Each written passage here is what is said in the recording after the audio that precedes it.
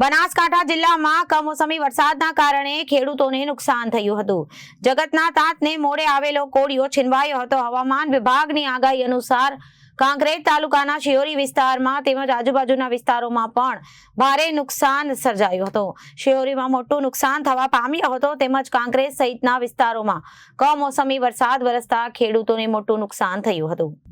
હવામાન વિભાગની આગાહી અનુસાર કાંકરેજ તાલુકાના શિહોરી વિસ્તારમાં તેમજ આજુબાજુના વિસ્તારમાં પણ ભારે નુકસાન તેમજ શિહોરીમાં મોટું નુકસાન થયેલ છે. તેમજ કાંકરેજ સહિતના વિસ્તારમાં કમોસમી વરસાદ જોવા મળ્યો છે.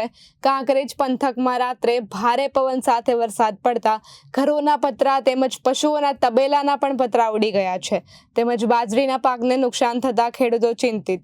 બાજરીના પાકોમાં ભારે પવનના કારણે પડી જતા ખેડૂતોનું મોટું નુકસાન થયું છે. Reporter Arvind Bhattesariya, Janadesh news, Kankrej. નામ સુમરસિંહ પોપટસિંહ, ગામ શિહોરી, તાલુકો કાંકરેજ, જિલ્લો બનાસકાંઠા. રાતે વાવાઝોડાના કારણથી અમારું આટલું નુકસાન થયું છે. 40-35 જેવા પતરાનું નુકસાન થયું અને ઢોરોને પણ વાગ્યું છે, માલને પણ વાગ્યું છે. અને સરકારને વિનંતી કે અમને થોડી સહાય આપે એવી વિનંતી.